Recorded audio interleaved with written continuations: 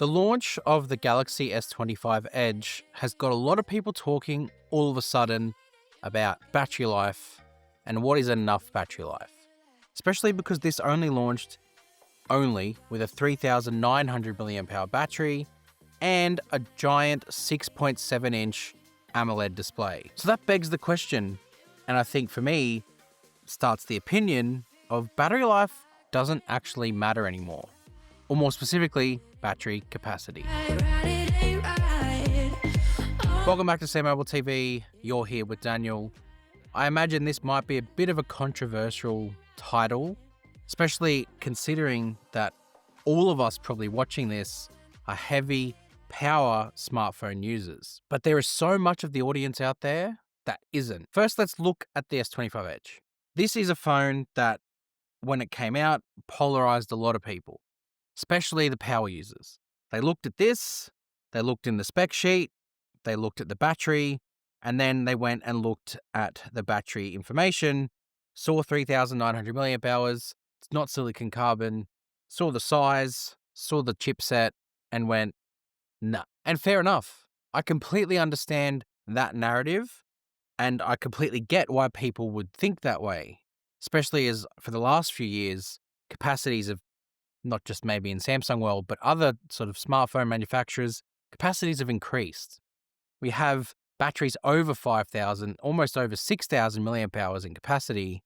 And yet here we are in 2025 with a flagship smartphone costing as much as this does with 3,900 milliamp hours of capacity. I completely understand the narrative that people might think that this isn't going to be enough, especially because they've been using phones like the Ultra and getting full day out of that. And I imagine a lot of people who use their smartphones intentionally avoid the charger throughout the day just so they can see how long their battery lasts for. I know that this happens because I do it. And I know if I do it, I know there's definitely a subset of people that would do the same. But not everyone lives the way I do. Not everyone uses their smartphone in the same way. Let's look at a typical day in the life of a smartphone user.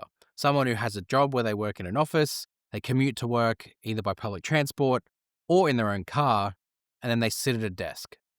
Let's go with that. What they do is they pick the phone up in the morning, and then they go and they put it into their pocket. And then it just sits in their pocket until they either get to the car or to the train station, or they either take it out of their pocket to plug it in to the likes of Android Auto. Now, when it's plugged into Android Auto, the battery's charging, which means that it's going to be charged up either by the time you get to work, or it's just going to maintain its battery percentage depending on how long your commute is. If you're catching public transport, maybe less likely for this to happen. So let's run with that scenario parallel to this one. You get to the office, right? You're on public transport, you've been using your phone all morning. Maybe you have a wireless charger at your desk. What you then do is you would put the phone down on the wireless charger, and then it would charge at your desk. Or you either have a charger permanently docked at your desk, and you'll just top it up whilst you're there. Not even thinking about, oh, my battery's low. Not even thinking about the fact that you've used it all morning. It's just a force of habit. You plug your phone in because it's right there. Same can be said for the person who commutes to work via their car. They get to the office, they sit down, and they charge it up while they're there.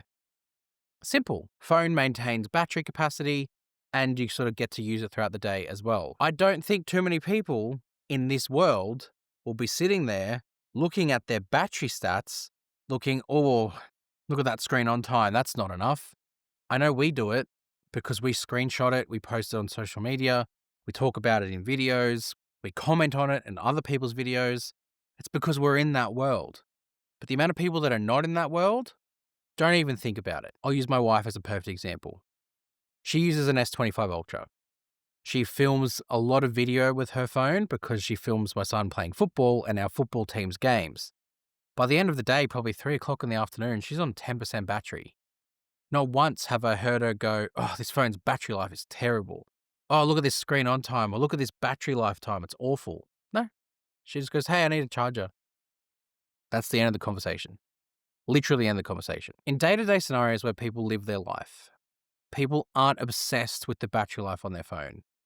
The only sort of cause for concern I ever see from people is if they have a phone that's 5, 6, 7 years old and the battery is just not holding the charge anymore. And by that point, they're charging it 3 or 4 times a day. The S25 Edge will not give you that problem. The 3,900 milliamp hour battery with the optimizations of One UI and the 8 Elite for Galaxy mean that this is going to be an all-day battery life. Whilst you might have that fraction of a percent chance of it dying on you throughout the day, if you need that battery, you have other options from smartphones to use. If you're a casual smartphone user and your day sounds a lot like what I've described already, then this is going to be enough. Right now, I took the phone off the charger about 4.5 hours ago. It was 96% when I took it off the charger. I've used an hour and a half of screen on time, screen off time 2 hours and 59 minutes. It's 12:48 in the afternoon, and I'm at 72%. This is a phone that will be enough for the majority. If you use your phone in any way more than this, then you would go and get the Ultra and get a phone with more battery life. But battery life and battery capacity isn't as big a deal as what it's made out to be in the tech industry. Just for this pure simple fact that the way people live their lives now, whether that be a blended work from home and in an office situation, or whether you work in retail or you work in food or you work in an environment where you're around chargers, you're going to not think about it too much. You're just going to keep your phone topped up throughout the day without even thinking about it. That is one side to the argument. The other side to the argument is that it does matter and that battery life is important. And I would argue that for the right person, that's 100% true, because sometimes you might get stuck in an emergency where you don't have access to bring a charger with you. You might need to go to the hospital. You might need to go to work last minute. You might need to take your phone out on a night out and you haven't got access to the charger when you're out there. So you fail the opportunity to call for a ride home, potentially. In those situations, I can see where it would be important for this to happen and you need that extended battery life out of it. But again, if that's a situation you might think you'll be in, then the Edge wouldn't be a phone that you would choose. Although I'm here to tell you that you'll probably be okay. The battery life, as I showed you on this phone, is enough. And after a few weeks of learning my usage patterns with this phone, I still have a predicted 18 hours and 43 minutes of battery left. So look, I know what's going to happen already. People will say I'm defending the Edge and defending Samsung putting a 3,900 milliamp hour battery in here.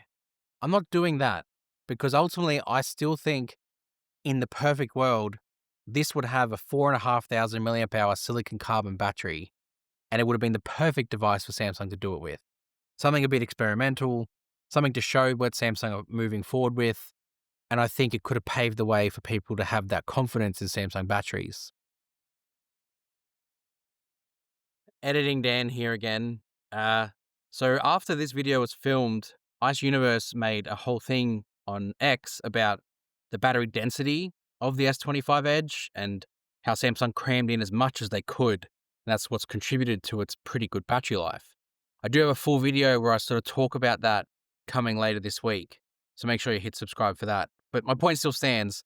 It could have been the perfect opportunity for Samsung to advertise a new battery tech in here, but turns out they didn't really need to because they got the most out of existing tech with this phone. Anyway, subscribe for that other video. In a perfect world. We don't live in a perfect world. If you're worried about battery life in any way, you probably just avoid the Edge. But I'm here to tell you that if you live your life the way normal people tend to, then the S25 Edge will not give you any concern and battery life doesn't really matter anymore. Let me know your thoughts in the comments. Happy to have you throw whatever things you think my way down below because, I don't know, someone has just used this phone for a couple of weeks now. I'm really not bothered by the battery capacity. I'm not bothered by the battery life. I really think that this is a phone that, for me, works exactly the way I'd like it to. So look, if this concerns you, if you look at this and think, nah, then don't get the Edge. Leave the Edge on the table or leave it on the shelf where you think it belongs. If you don't think battery life matters anymore, if you want a form factor that makes you feel like you're having fun with your smartphone again, the Edge is the way to go. Hit subscribe to SamMobile TV for more opinions and sort of thought pieces like this. Go check out our website as well. And I'll see you guys next time. Thanks.